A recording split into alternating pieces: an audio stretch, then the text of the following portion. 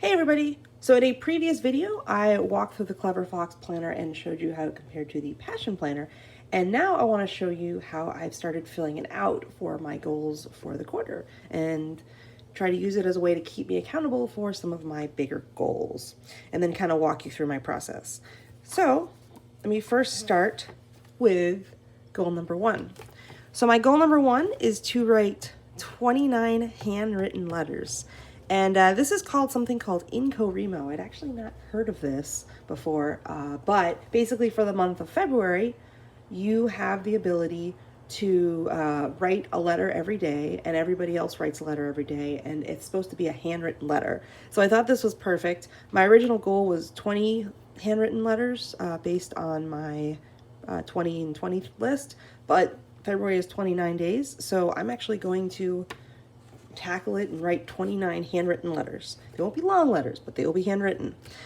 And this was easy to break my milestones down because milestone 1 is, send 7 out, milestone 2, send 7 out, milestone 3, send 7 out, and then milestone 4 is send 8 out. Because remember, there's 29 days in February, so I really want to kind of get, the final 8 out by 29. And so over here was kind of like a little mind map that I did. I started to sort of have some sort of kind of standard in here where I would draw a box and draw like a major heading. I also used the washi at the top, and I decorated with some stickers, trying to just liven it up a little bit. I also tried to use a variety of colors. I'm a big fan of green, blues, and pinks, so that's kind of what I tried to use throughout the goals section setting. And I actually pre-wrote my goals before I put them in here because I did sort of move them around a little bit. So it was good to kind of pre-map them out. Keep in mind with CleverFox, there isn't really like how PowerSheets has kind of a think about your goals. They don't have this in CleverFox. They're just, come on, just tell us what your goals are. So if you want to do some pre-work, I recommend it, but I don't necessarily think you need to do quite all the work that PowerSheets make you go through. Although it's good exploratory work if you had the time. But yeah, so I plan to do 29 handwritten letters, and basically every single day, since there's a daily layout, I will make a note of which letters I'm going to send out, that sort of thing. I do plan to go to the post office just once a week. I would like to mail the letters just to make sure, because I am going to be putting stickers and stuff in them too. So stay tuned for that. And then as far as at the bottom for every goal, there is an accountability partner, and then there also is a reward. I don't really know what the reward I'm gonna have for this. If I do it, I'll figure something out. And I didn't want to put my husband as the accountability partner for everything, so I have to kind of think of a better accountability partner. In fact, he probably won't care if I do this or don't do this, but I care. So I guess maybe the community could be the accountability partner. I'm still working on that section, so that's kind of, that's something that I will work on a little bit more. So my next goal is this is kind of like a combo goal, walk 10K steps every day, and then also resume a pole class routine. So it's kind of a little all over the place. So just a little background, for every day since September, I have walked 10,000 steps. So I'm really proud of that. I want to continue that, and I don't want to give that up. I'm actually surprised I made it this far, honestly, if we're being honest. And I plan to do more kind of in-depth videos on how I do it, my process, how you can do it, that kind of thing. But I really want to walk 10,000 steps every day. So for some of my milestones, I did walk 10K steps in February, walk 10K steps in March, walk 10K steps in April. And so basically I'll do kind of like a monthly check-in, but I really want to keep up this habit. Now, the next one that's going to be a little harder for me is use up my pole classes and then get back into a routine. So for a while, I was doing pole classes. I kind of had a flow. I really enjoyed it. I am not very good at them at all, but I did really enjoy the challenge. And I do have a bunch of class passes that I need to use by March 2nd. So I don't know if I'm going to make that deadline because I think I have like 25 classes to use. I honestly don't think I'm going to be able to use all of them, but I'm certainly going to try. I went a little crazy on Black Friday because they were having really, really cheap classes, but I can use some of them. So definitely want to walk 10K, and I definitely want to take some of my pole classes. It'd be great if I did all of them. Stay tuned. I really don't think I'm going to, but I will certainly try. But I really, really, really want to keep up the 10,000 steps in March. Sometimes it's easy, sometimes it's hard. I've thought about upping the amount to 12K, but I mean, like I said, sometimes 10K is really, really hard for me to make. So I like to have, it's a nice goal that I can feel accomplished, and I feel like I've achieved something. So I'm going to keep that for now. And I do want to also mention that with the pole classes, it's not just pole. There's also dance classes, there's stretching, and then there's strength classes. So it's at a pole studio, but there's a variety of classes. Otherwise, I think I would go crazy taking 25 pole classes in a month. That would be a little extreme. All right. Next was to grow my YouTube and my Instagram. So I do have an Instagram as well. If you do not follow me there, I will link it below, but it is Motivated by Stickers. Kind of fits in with the YouTube name as well. And I have a few goals here. One is that I want to post 12 videos once a week on YouTube. So I'm starting to kind of get in a good rhythm. So far, January, I did that. I want to kind of say, hey, you know what? I've posted once a week. I think once a week is what I can commit to right now. I think it's going to be a little harder to commit to more than that. I also want to keep up with the social media planner. So I've kind of toyed with this idea. I've experimented with different planners. I think I've kind of found something that works for me.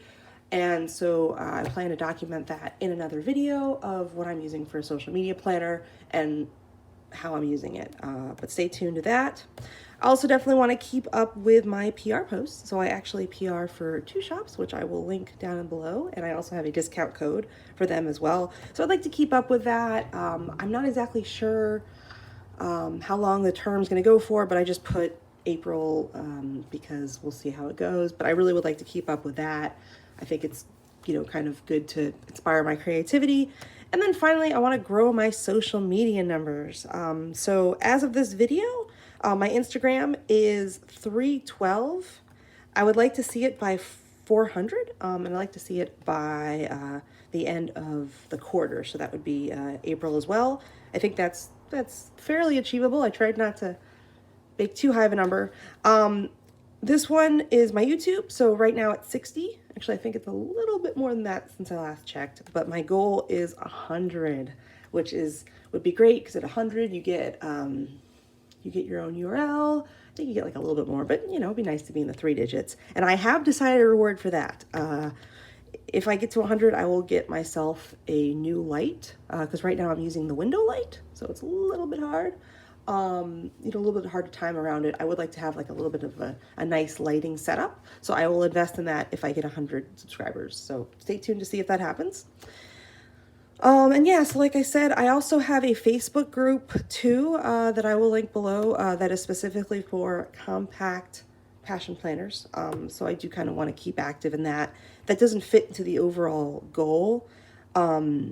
Like right here, but I did put a note here that I would like to grow the Facebook group. I have no idea what's a reasonable number to grow the Facebook group. So right now it's at about 250. I was like, hey, could I maybe double that? So I put 500, but I put a question mark. So I don't know, because it's kind of a niche planner group and it's not necessarily like something that's super popular. So we'll see. We'll see. Right now I'm pretty impressed that there's more than 2 people in it. So we'll see how it goes. And then next is the write 20,000 words towards my first draft. This is one of these goals that I've just been putting off and putting off. A little background, I did NaNoWriMo in 2018 and I did it. It was 50,000 words. And then I didn't finish my novel. I picked it up again and wrote like 5,000 more words. And then my computer crashed and I lost everything. So ever since then, I've been kind of reluctant to pick it up again, but I do need to pick it up.